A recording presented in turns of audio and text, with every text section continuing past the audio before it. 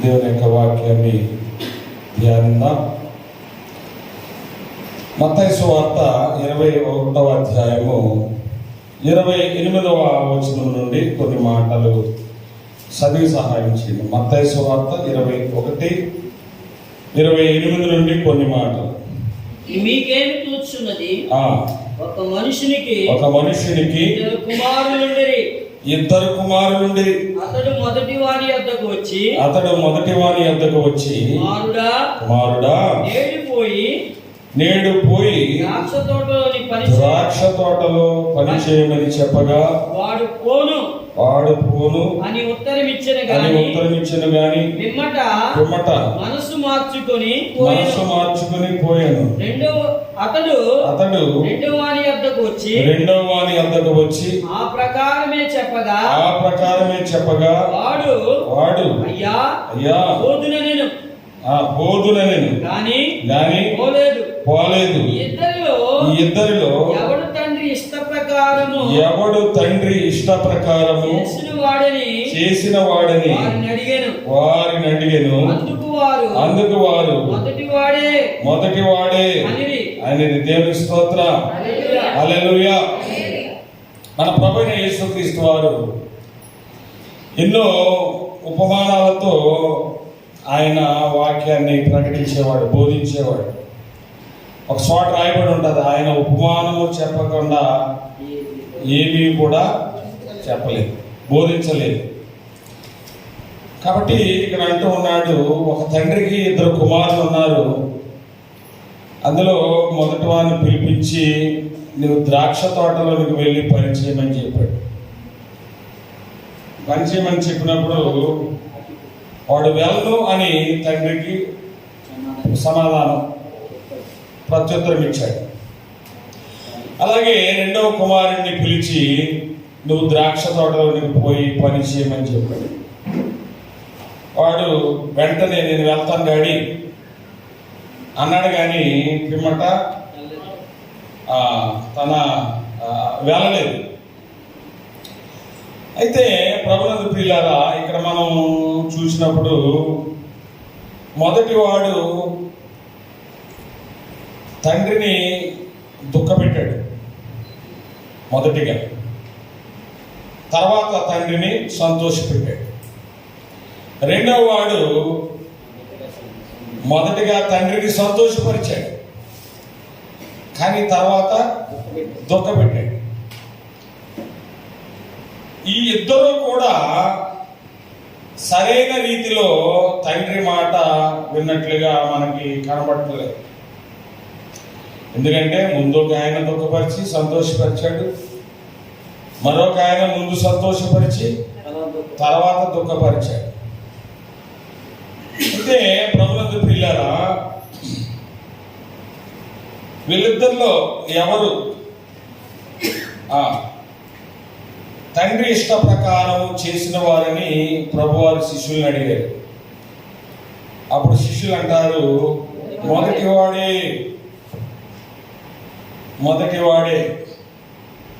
వెళ్ళన్నాడు, కానీ పిమ్మట తన మనసు మార్చుకుని వెళ్ళాడు.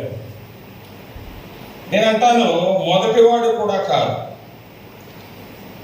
ఎందుకు అనంటే తండ్రి చిత్త ప్రకారం, తండ్రి చిత్తం ఏంటి? ద్రాక్ష తోటలను వెళ్ళి పని చేయటం తండ్రి చిత్తం, తండ్రి ఇష్టం, తండ్రి చెప్పినటువంటి చేశాడు. రైటే, ఇష్ట ప్రకారం చేశాడు, కానీ ముందు బాధ పెట్టాడు తండ్రిని. కానీ వెళ్తానని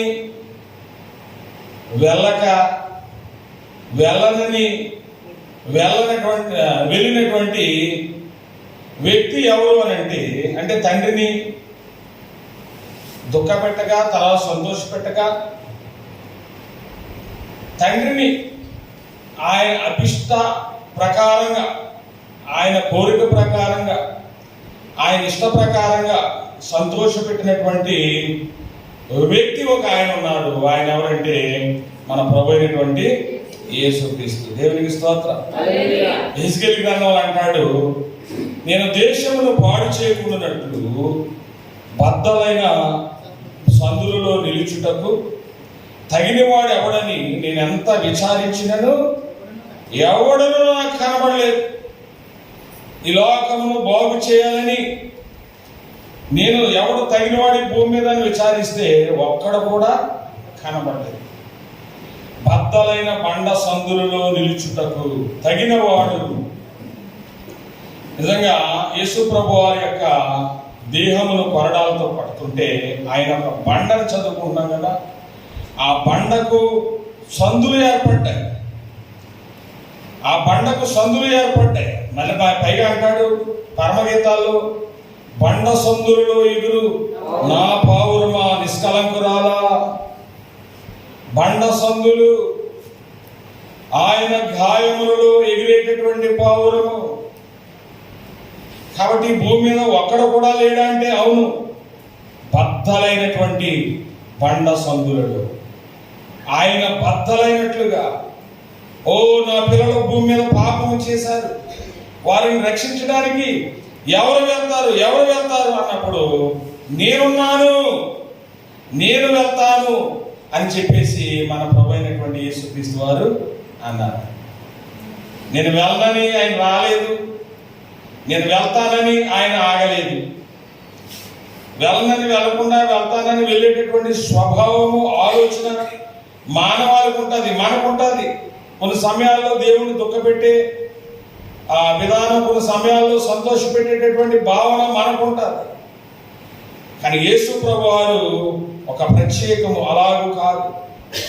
ఆయనకి బాప్తిస్మం ఇస్తున్నప్పుడు దేవుడు అంటూ ఉన్నాడు, ఇతడు నా ప్రియ కుమారుడు, నేను ఈయనందు ఆనందించుచున్నాను, నా చిత్తమును ఇతడు పూర్తిగా నెరవేరుస్తాడు. ప్రభు మీద దేవుడు పెట్టుకున్నటువంటి నమ్మకం, ప్రభువు దేవునికి విధేయుడిగా ఉండి ఆయన చిత్త ప్రకారము, ఆయన ఇష్ట ప్రకారము, ఆయన అనుకున్న రీతిలో దేవుని యొక్క పొలములో, ద్రాక్ష తోట అంటే దేవుని వాక్యంలో రాయబడి ఉంటుంది. యెషయా గ్రంథము 5వ అధ్యాయము 7వ వచనంలో ఉంటుంది, యూదా వారు ఆయనకి ఇష్టమైన వనము, ఇశ్రాయేలీయులు యెహోవా యొక్క ద్రాక్ష తోట. చదవనా? ఇశ్రాయేలు వంశము సైన్యములకు అధిపతియగు యెహోవా ద్రాక్ష తోట, యూదా మనుషులు ఆయనకిష్టమైన వనము. యూదా మనుషులు ఒక వనమైతే ఆ వనములో ఉన్నటువంటి యెహోవా యొక్క ద్రాక్ష తోట ఎవరు అనగా ఇశ్రాయేలీయులు. ఆ ఇశ్రాయేలీయుల మధ్యకు వెళ్ళుటకు తగినవాడెవడని దేవుడు, తగినవాడెవడని విచారిస్తూ ఉన్నాడు, చూస్తూ ఉన్నాడు. ఎవడో కనబడినటువంటి సమయంలో ప్రభువారే తండ్రి తను తాను రిక్తినిగా చేసుకుని యేసుక్రీస్తుగా ఈ భూలోకానికి వచ్చి, నేను దేశమును పాడు చేయకుండానట్లు ప్రాకారమును దిట్టపరచుటకును బద్దలైన సందులలో నిలుచుటకును తగిన వాడెవడని ఎంత విచారించినను ఒక్కడైనను ఈ భూమి మీద దేవుని చిత్తమును నెరవేర్చుటకు, దేవుని ఉద్దేశములను నెరవేర్చుటకు ఒక్కడైనను కనబడలేదు. ఆ యేసు ప్రభువారి గురించి మనం చూస్తూ ఉంటే, సృష్టి ఆరంభమునకు ముందు దేవుని యొద్ద ఉన్నాడు. కలిగినది ఏది ఆయన లేకుండా కలగలేదు.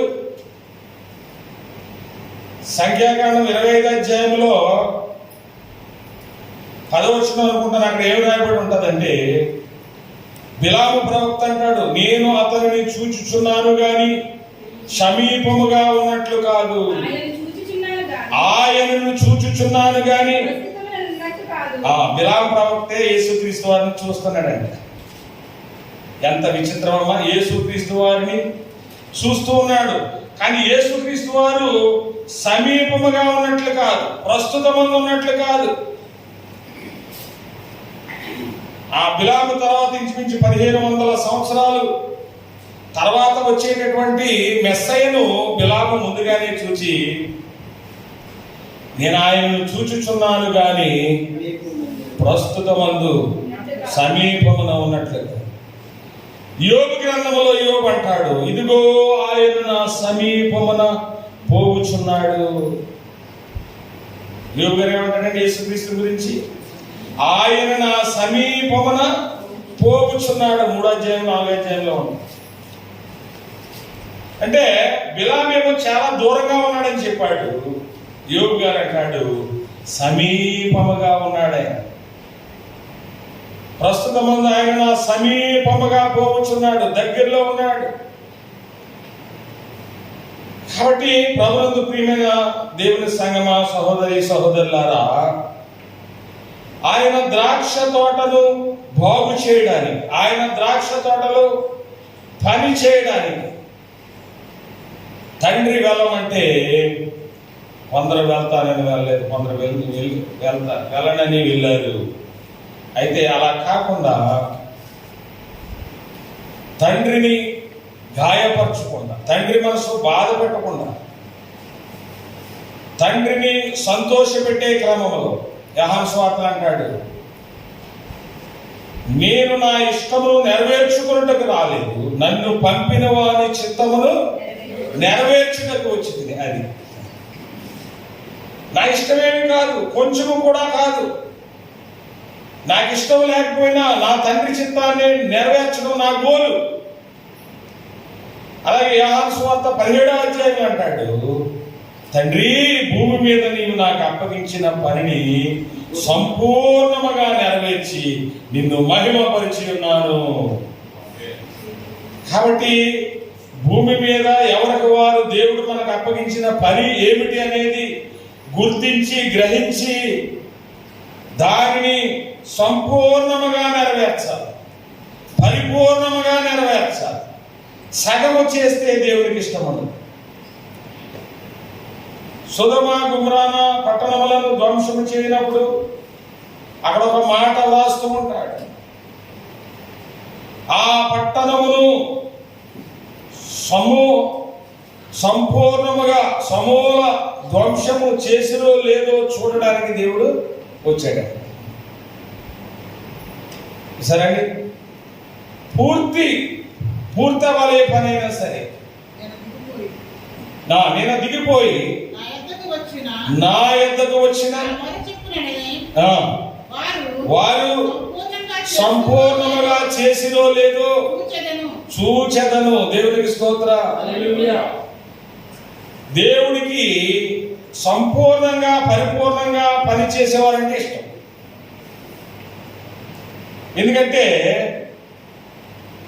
ఆయన ఈ సృష్టిని చేసినప్పుడు 6 దినాలు కూడా మధ్యలో ఎక్కడ రెస్ట్ తీసుకోకుండా సమస్త సృష్టిని కూడా సంపూర్ణముగా చేసి 7వ దినమున ఆయన విశ్రమించెను అని రాయబడదు. మధ్యలో రెస్ట్ తీసుకున్నాడని లేదు. అలాగే 2 దినవృత్తాంతాల గ్రంథం 26వ అధ్యాయం అనుకుంటాను, హిజ్కియా తాను ఆరంభించినటువంటి ప్రతి పని హృదయపూర్వకముగా జరిగించి పూర్తి చేసి వర్ధిల్లెను, దీవించబడెను, ఆశీర్వదించబడెను అని రాయబడదు. ఏదైనా ఒక ప్రాజెక్ట్ మనం ప్రారంభించామంటే దానిని ముగించాలి సమర్థవంతంగా. కార్యారంభము కంటే కార్యాంతము మేలు. ప్రారంభించాలంటే బంకాట్ చేసి ఒక ఆనకట్ట కట్టాలంటే వెళ్ళిపోతాం, కానీ దాన్ని పూర్తి చేయాలి, దాన్ని పూర్తి చేయాలి ప్రభుత్వం. కాబట్టి యేసు ప్రభు వారు కూడా అంటారు,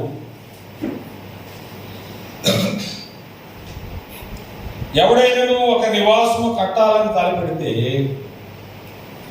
అది నిర్మించడానికి తన యొద్ద శక్తి ఉన్నదో లేదో చూసుకుంటాడు. లేకపోతే ఆ కట్టడం సగం కట్టి వదిలేశారనుకోండి, చూసిన ప్రతి ఒక్కరూ నవ్వుకుంటూ ఉంటారు, చూసిన ప్రతి ఒక్కరూ హేళన చేస్తూ ఉంటారు. కొంతమంది శక్తికి మించినటువంటి పనిని పెట్టుకుంటూ ఉంటారు. వాళ్ళ దగ్గర ఉన్న బడ్జెట్ ఒక 50 లక్షలు అయితే 3 కోట్ల రూపాయలు ప్లాన్ చేస్తారు. మిగిలిన 2,50,00,000 అప్పు చేయాలి. ఆ కట్టడము తొందరగా పూర్తవదు. కాబట్టి ప్రభునందు ప్రియులారా, ఆలోచన చేయండి. ప్రతి పని కూడా పూర్తిగా చేసేవారంటే దేవునికి ఇష్టము. కానా వివాహంలో కూడా ఆ రాతి బాణలు అంచుల మట్టుకు నీళ్లు నింపండి అంటాడు. సగం నింపితే ఆయన అద్భుతం చేయలేడా? సగం విశ్వాసం ఉంటే అద్భుతం చేయలేడా? కొంచెం విశ్వాసం ఉంటే అద్భుతం చేయలేడా? అలా కాదు. ఆయన అద్భుతం చేయాలంటే అంచుల మట్టుకు తొలతూగేటటువంటి విశ్వాసము, పరిపూర్ణమైనటువంటి విశ్వాసము, ఆసక్తి ప్రతి ఒక్కరికి కావాలి. కాబట్టి ప్రభునందు ప్రియులారా, ఇక్కడ మనం చూస్తూ ఉన్నప్పుడు దీనికి ఒక అర్థం చెప్పాడు యేసయ్య. చూడండి, మూలవాక్యము మత్తయి సువార్త 21వ అధ్యాయము 31వ వచనం. యేసు సుంకరులను, వేశ్యులను మీకంటే ముందుగా దేవుని రాజ్యములో ప్రవేశించుదురని మీతో నిశ్చయముగా చెప్పుచున్నాను. యోహాను నీతి మార్గమున మీ యొద్దకు వచ్చెను, మీరు అతనిని నమ్మలేదు.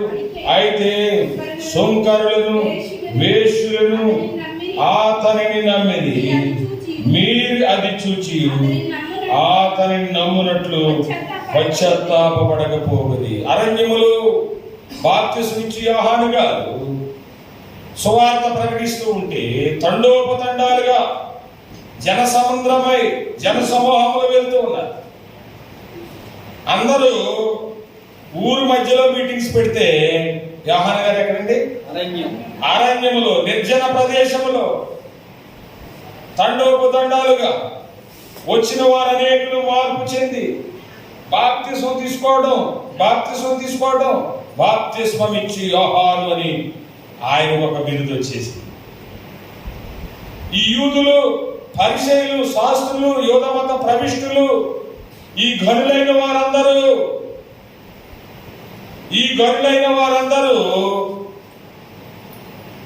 మేము వెళ్తాం దేవా అన్నారు, కానీ వెళ్ళలేదు. ఆయన పొలంలోనికి వెళ్ళలేదు. వెళ్ళి వారిని చూచి హేళన చేస్తూ ఉండేవారు. నమ్ముకుంటున్న వారిని చూసి హేళన చేస్తూ ఉంటున్నారు. కాబట్టి మీకంటే ముందుగా వేశ్యులను, సుంకరులను దేవుని రాజ్యములో ప్రవేశించి ఉన్నారు. కానీ మీరు నమ్మట్లేదు, మీలో పశ్చాత్తాపం లేదు, మీరు పశ్చాత్తాపడట్లేదు అని చెప్పేసి నమ్మని వారి గురించి ప్రభు ఎంతగానో చింతిస్తూ ఉన్నాడు.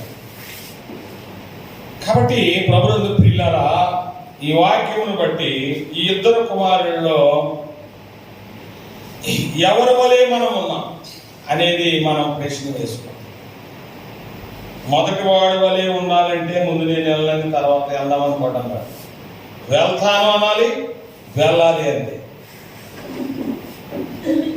ముందు ఆయన్ని సంతోష పెట్టాలి, తర్వాత కూడా ఆయన్ని సంతోష పెట్టాలి. ముందు వాడు సగమే సంతోషపరిచాడు దేవుడు కదండి, సగం దుఃఖపరిచాడు, వెళ్ళన్నాడు, తర్వాత వెళ్ళాడు, సంతోషం కలిగింది. ముందు దుఃఖం కలిగిన తర్వాత సంతోషం కలిగింది. అలా కాదు, మనము ముందు సంతోషం కలగాలి, తర్వాత సంతోషం కలగాలి.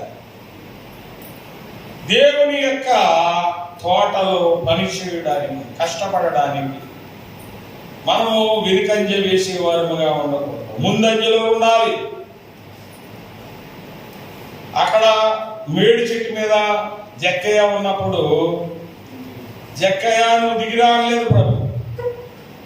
జక్కయ్య నీవు త్వరగా దిగు, త్వరగా అనేటటువంటి మాట నాకు నోటీస్ చేయాలి.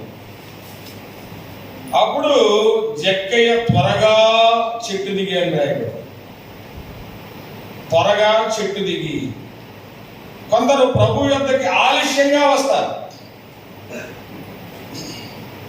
ప్రభు యొద్దకు ఆలస్యంగా వస్తారు. కానీ తొందరగా వచ్చేవారిని బట్టి ప్రభు సంతోషిస్తాడు, ప్రభు ఆనందిస్తాడు. నేడే ఎబ్రీ పత్రికలో ఉంటుంది, ఇదే మిక్కిలి అనుకూల సమయము, నేడే రక్షణ దినము. ఇంత గొప్ప రక్షణను నీవు నిర్లక్ష్యము చేసిన ఎడలా ఎలాగూ తప్పించుకుందువు. అపోస్తలుడైన పౌలుని ఆ సెరసాల నాయకుడికి మారు మనసు కలిగినప్పుడు అర్ధరాత్రి 12 అయిందండి. ఇవిగో నీళ్లు నాకు బాప్తిస్మం ఇవ్వడానికి ఆటంకం ఏమిటి అని అడిగాడు.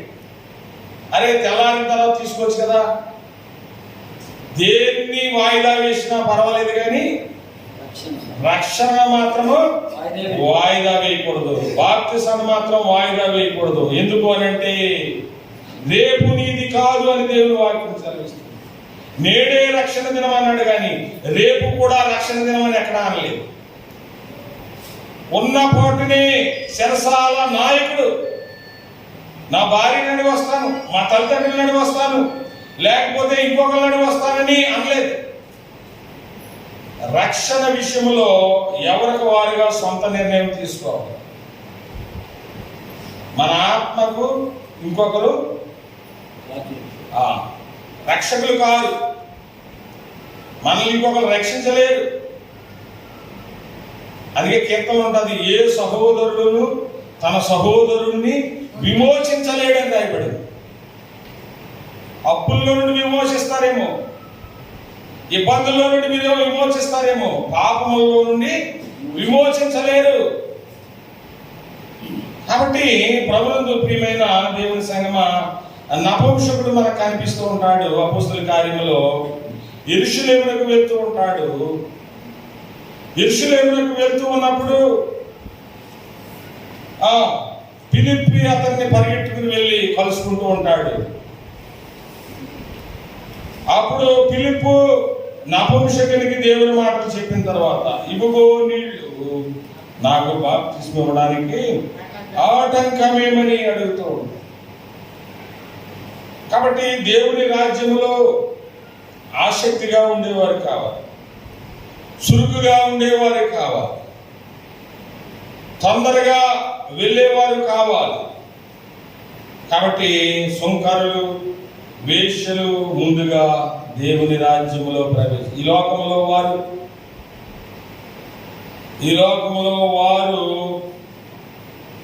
అంటరాని వారు, లేకపోతే ఈ లోకములో తృణీకరింపబడిన వారు, ఈ లోకములో చిన్న చూపు చూపబడిన వారు అయినప్పటికీ దేవుని దృష్టిలో వారు ముందంజలో ఉన్నారు, ముందుగా ఉన్నారు. అనేక గొప్పవారికి లేనటువంటి ఆ రక్షణ భాగ్యము, రక్షణ ధన్యత వారికి కలిగింది. ఇంకొక ఉపమానము మన ప్రభు వారు చెప్తున్నారు. 33వ వచనం చదవము. మరి ఒక ఉపమానం వినుడి, ఇంటి యజమానుడు ఒకడు ద్రాక్ష తోట నాటించి దాని చుట్టూ కంచె వేయించి అందులో ద్రాక్ష తొట్టులు తొలిపించి గోపురమును కట్టించి కాపులకు దాన్ని గుర్తకిచ్చి దేశాంతరం కొన్ని పండ్లు కాలము సమీపించినప్పుడు పండ్లలో తన భాగమును తీసుకుని వచ్చుటక కాపులు ఇద్దరు తన దోషులను పంపగా ఆ కాపులు అతని దోషులను పట్టుకుని ఒకని కొట్టిరి, ఒకని చంపిరి, మరి ఒకని మీద రాళ్ళు రువిరి. మరలా అతడు మునుపటి కంటే ఎక్కువ మంది ఇతర దోషులను పంపగా ఆ ప్రకారమే చేస్తుంది. తుదకు నా కుమారుని సన్మానించదరనుకుని కుమారుని వారి యొద్దకు అయినను ఆ కాపులు కుమారుని చూచి ఈతడు వారసు, ఈతనిని సంపి ఈతని స్వాచ్ఛమును తీసుకుందు రండి తమలో తాము. ఇక్కడ యేసుప్రభు వారి గురించి అనేక దోషులను ముందుగా పంపాడు. ఎందుకు? ద్రాక్ష తోటలో వచ్చేటటువంటి ఫలాలని తీసుకోవడానికి. ద్రాక్ష తోటలో పనిచేసే క్రమంలో ఎన్నో ప్రమాదాలు పొంచి ఉంటాయి. ఎక్కువగా పాములు ద్రాక్ష తోటలో ఉంటాయండి. ఆ ద్రాక్ష వల్లి, ఆ ద్రాక్ష గెల మీద ఆ పాములు ఉంటాయి. ప్రమాదము కొంచెం ఉండేటటువంటి స్థలం.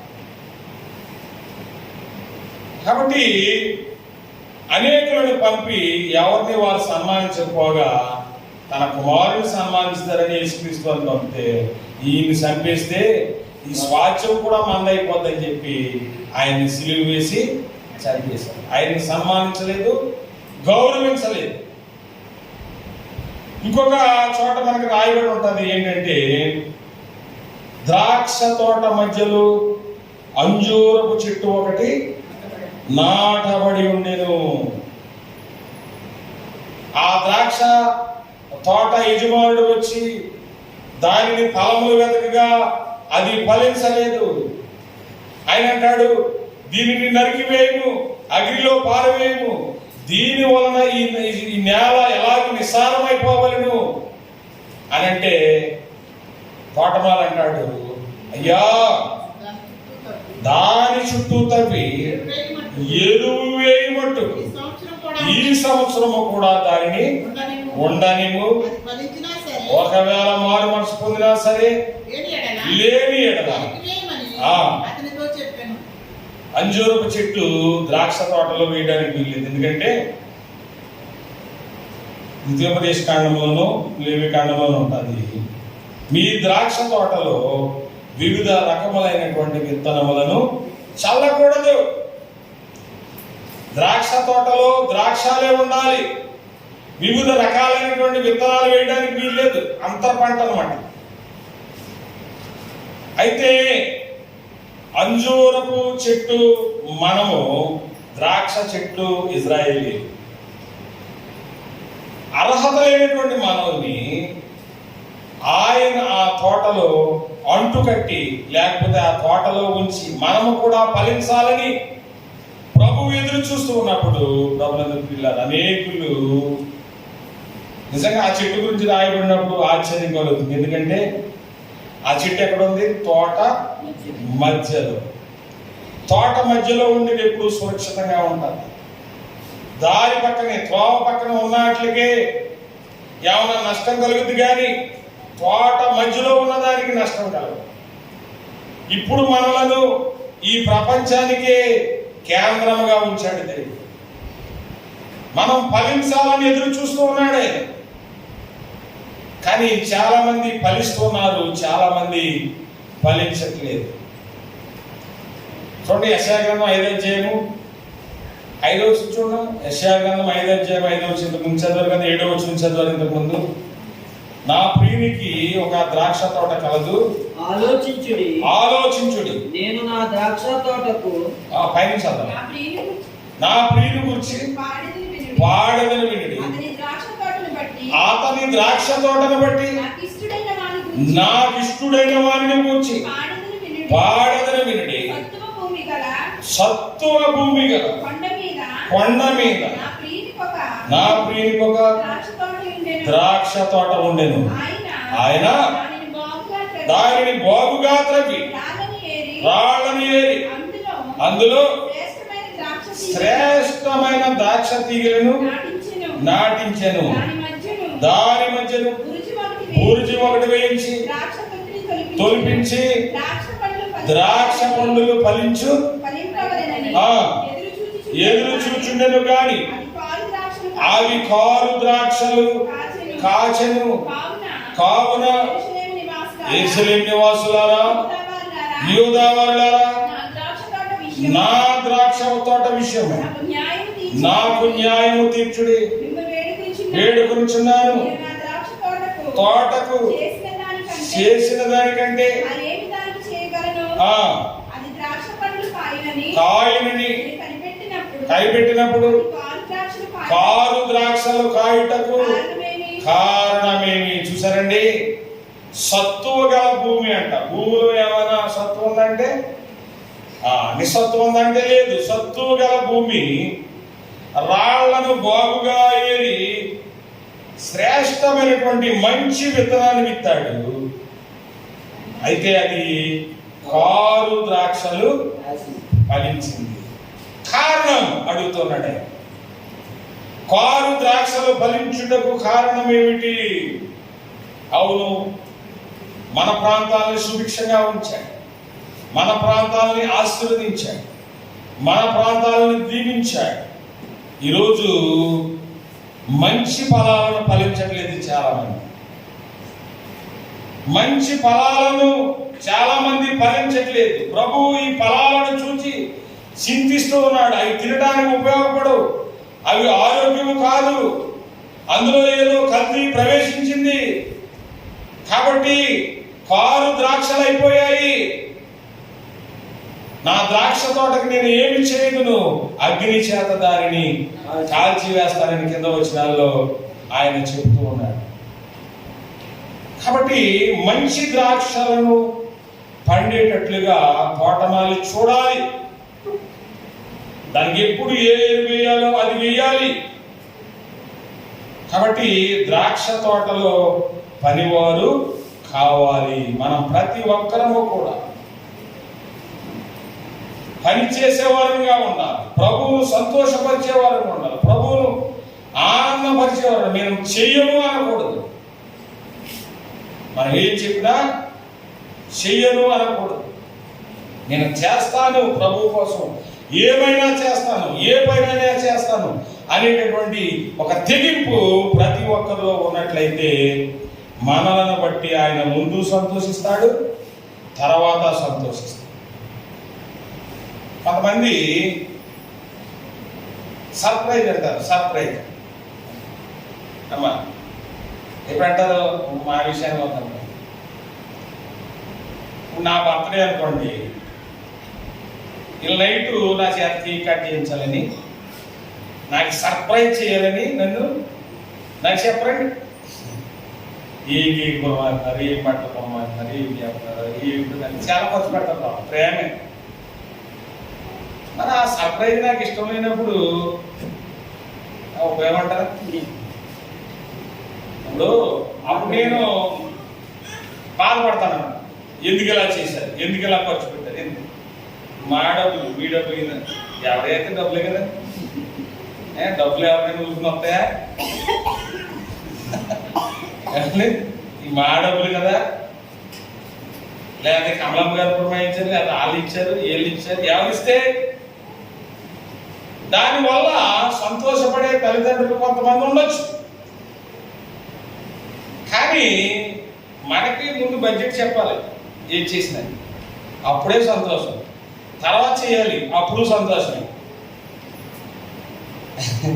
కాబట్టి ప్రభుత్వ పిల్లరా కొంతమంది ఎలా అనుకుంటారు, ఏమిటంటే బాబు అని అనుకుంటూ ఉంటారు. అయితే ప్రతి తండ్రికి కొన్ని ఇష్టాలు ఉంటాయి, కొన్ని ఆలోచనలు ఉంటాయి. దావీదు నా ఇష్టానుసారుడైన మనుషుడు అని అతని గురించి సర్టిఫికెట్ ఇస్తాడు దేవుడు. ఇష్టానుసారుడైన మనుషుడు అంటే అర్థం ఏంటి? ఈరోజు నాకు ఈ విధంగా ఉండటం ఇష్టం అని అనుకున్నాడు అనుకోండి, ఇంకొక విధంగా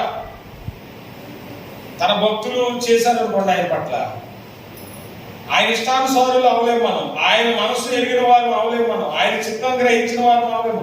ఆయన కోసం ప్రయాసపడుతున్నాం మంచిదే, కష్టపడుతున్నాం మంచిదే, కానీ అది ఆయన చిత్తానుసారమైనది కాదు.